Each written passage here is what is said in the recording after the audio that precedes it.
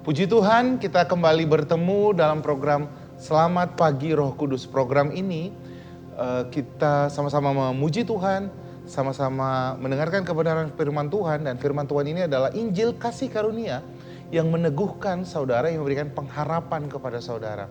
Bukan Injil yang memberikan ketakutan, tetapi kabar baik. Sebagaimana seharusnya kabar baik disampaikan, maka harusnya saudara akan timbul harapan.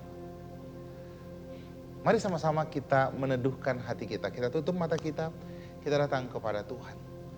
Terima kasih Tuhan, Kau menyambut kami dengan kasih-Mu. Kau menyambut kami dengan kebaikan-Mu. Kaulah yang pertama kali datang ingin menunjukkan kasih-Mu kepada kami. Supaya setiap kali kami bangun pagi, kami mengerti betapa kami dikasihi, betapa kami dicintai. Kau telah menyediakan hidangan di hadapan lawan-lawan kami. Bagian kami adalah makan firman Tuhan. Maka yang lain Allah yang berperkara dalam hidup kami. Terima kasih Tuhan, kami mengucap syukur. Biar kebenaran firman Tuhan meneguhkan setiap kami. Kami mau sama-sama memuji dan menyembah Tuhan. Mari saudara, kita sama-sama mendengarkan lagu ini, dan jikalau saudara tahu, saudara bisa bernyanyi bersama-sama. Biarlah manis kau dengar, sama-sama kita nyanyikan. Ya Tuhanku, aku hendak bernyanyi bagimu selama aku hidup. Ya Allahku, aku hendak bermasmur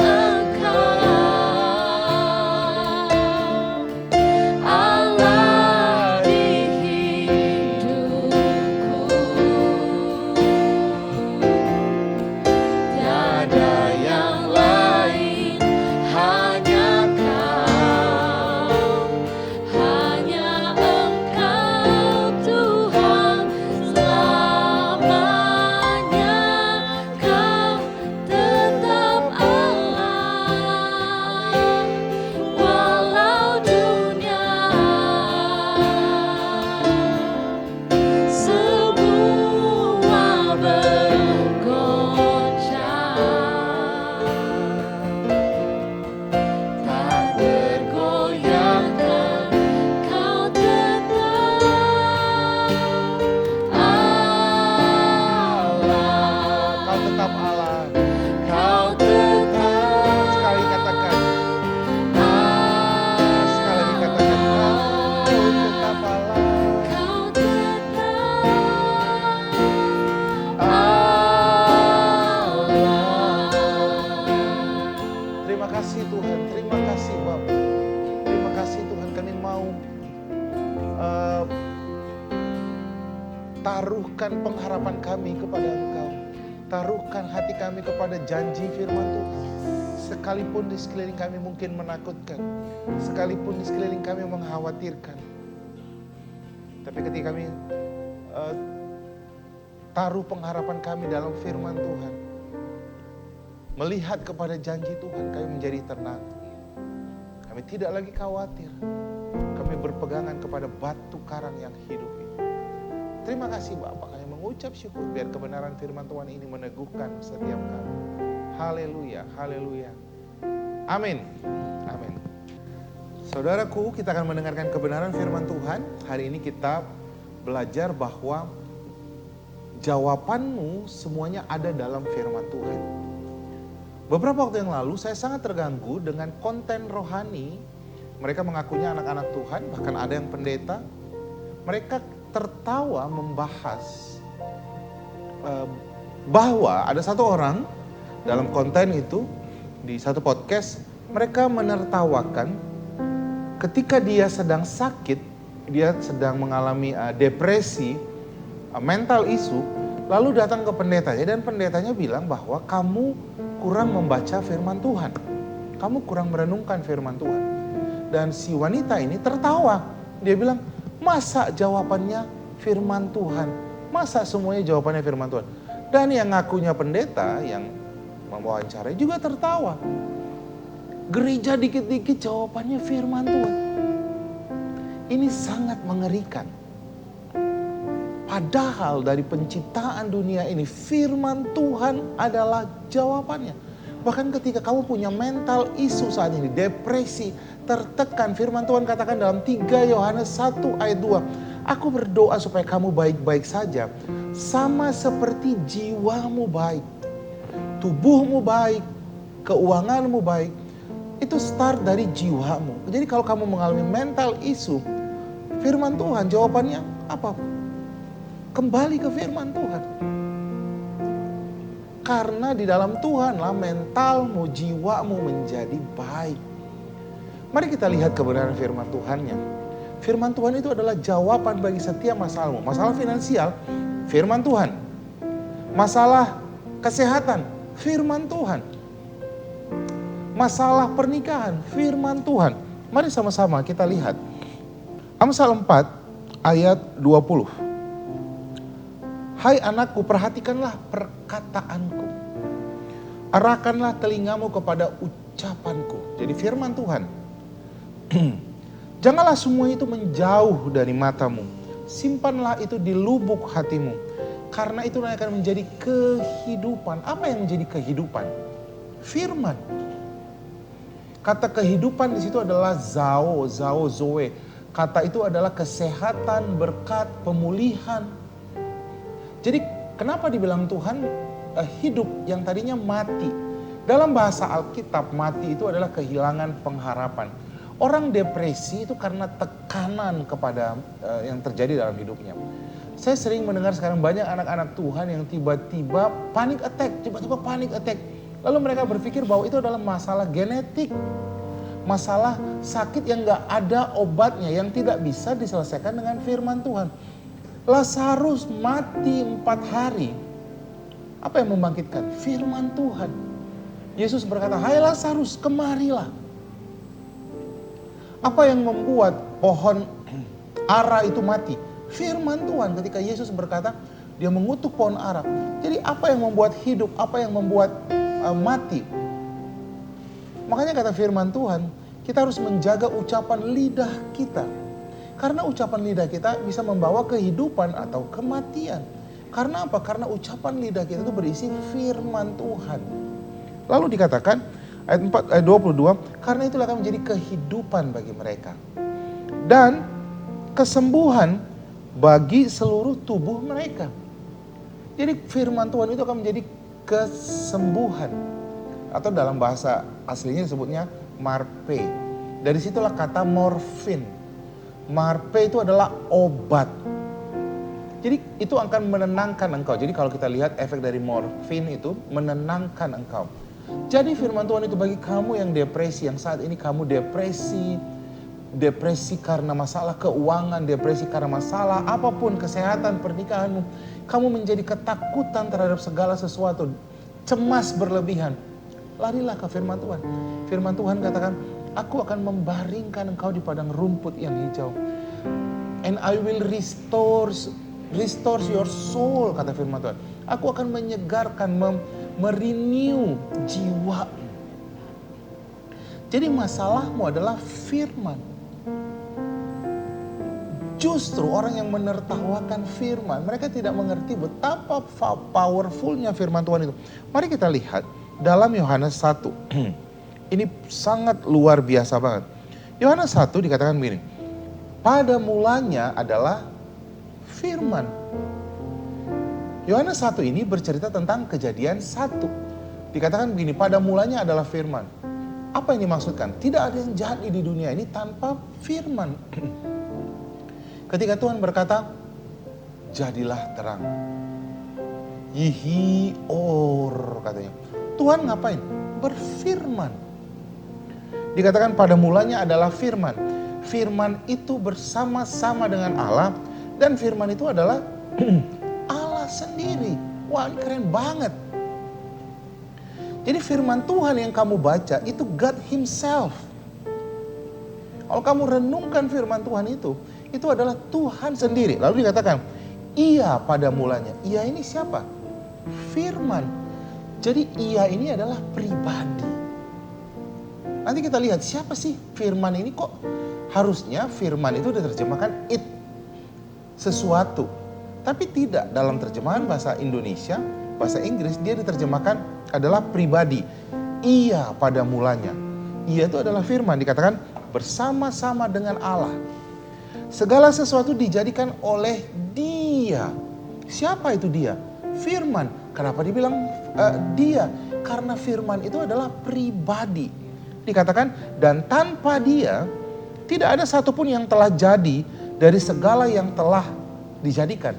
Jadi tanpa firman gak ada yang jadi. Jadi kalau kamu mau melihat 1 Petrus 3 ayat 10, mau melihat hari-hari yang baik besok, sekarang harus ngomong. Apa yang kamu omongkan? Firman Tuhan. Ucapkan firman Tuhan, aku percaya Allahku akan mencukupkan segala kebutuhanku. Filipi, ucapkan firman Tuhan supaya terjadi. Karena firman Tuhan katakan tidak ada yang jadi besok kalau kamu gak ngomong hari ini. Yesus terlahir ke dunia ini karena nubuatan. Ada yang ngomong, saudara. Mika ngomong, Habakuk ngomong, nabi-nabi ngomong. Sebelum segala sesuatu ada, harus ada yang berfirman dulu. Lalu dikatakan begini, dalam Dia ada hidup. Siapa itu? Dia itu adalah firman. Ayat ini mengambil dari Amsal 4 ayat 22 yang tadi kita baca sama-sama. Firman itu adalah kehidupan bagi yang mendapatkan. Dikatakan dalam Dia ada hidup. Apa itu hidup? Zao. Zao itu kesehatan, keselamatan, berkat. Lalu dikatakan, dan hidup itu adalah terang manusia. Jadi kalau kamu saat ini gelap, kamu depresi, saya kasih gambaran. Orang depresi itu ketakutan. Gelap, dia takut, berjalan ke sini terantuk, berjalan ke sini jatuh. Apa kata firman Tuhan? Firman Tuhan itu adalah apa? Pelita, terang bagi kakimu. Apa? Pelita bagi kakimu, terang bagi jalanmu. Kalau saat ini gelap, dimatikan semua lampu, saya nggak berani bergerak Bapak Ibu, karena saya takut jatuh. Tapi ketika saya lihat firman Tuhan itu menjadi terang. Saya jadi punya pengharapan, saya jadi berani mengenyahkan semua ketakutan dan kekhawatiran saya.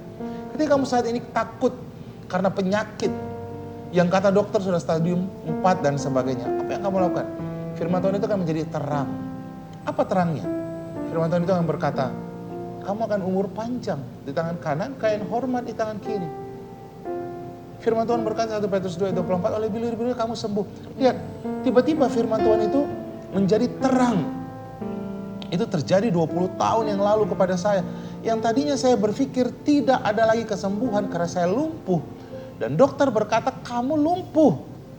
Dan tidak ada yang bisa dilakukan dokter. Saya tiba-tiba gelap semuanya. Ya sudah. Tapi ketika ada yang bagikan firman dan dia berkata, ada satu anak muda datang sama saya dan berkata, Yesus sudah menanggung semua dosamu. Dan kalau kamu percaya, oleh bilur-bilur Yesus kamu menjadi sembuh. Dan saya jadi punya harapan. Walaupun saat itu saya belum sembuh. Tapi saya percaya bahwa saya sudah sembuh oleh bilur-bilur Yesus. Kaki saya sudah sehat. Tangan saya sudah sehat. 3 bulan kemudian saya jalan. Kenapa? Saya punya harapan. Harapan itu timbul karena ada janji firman Tuhan. Mari perhatikan yang berikutnya. Ayat 10. Ia telah ada dalam dunia dan dunia dijadikan olehnya, yaitu firman. Tetapi dunia tidak mengenalnya. Perhatikan ayat 14. Firman itu telah menjadi manusia. Jadi lihat, firman yang kamu baca itu adalah siapa? Yesus. Makanya ayat 2 dikatakan dia. Firman itu adalah Yesus yang menjadi manusia. Ya saudara. Jadi kalau kamu merenungkan firman Tuhan, kamu sedang mengizinkan Yesus beroperasi dalam tubuhmu. Saya kasih contoh, Yesus itu disebutnya Jehovah Rapha. Kata Rapha itu artinya menenun kembali, memulihkan tubuhmu yang rusak, ditenun kembali. Jadi kalau kamu merenungkan firman Tuhan, peristiwa kematian Kristus di kayu salib, kamu merenungkan kebaikan Tuhan, tahu gak sedang terjadi apa? Tubuhmu sedang ditenun kembali. Yang sakit, yang kata dokter itu tidak bisa disembuhkan, dipulihkan kembali. Itu yang terjadi kepada saya 20 tahun yang lalu. Dan saya sehat, saya berjalan, saya pulih, saya normal, saya kuat. Kalau saya tadinya percaya sama kata dokter, saya depresi. Tapi ketika ada firman Tuhan, firman itu menjadi terang bagi saya. Saya jadi punya harapan. Bagi setiap kamu saat ini, yang mungkin kamu dengarkan, yang kamu anggap remeh sama firman Tuhan. Kamu pikir jawabannya gak firman Tuhan. Kalau saya stres, cari psikolog. Kalau saya sakit, saya harus satu-satunya jawaban ke dokter. Saya bukan bilang dokter salah. Kesembuhanmu ada dalam Tuhan.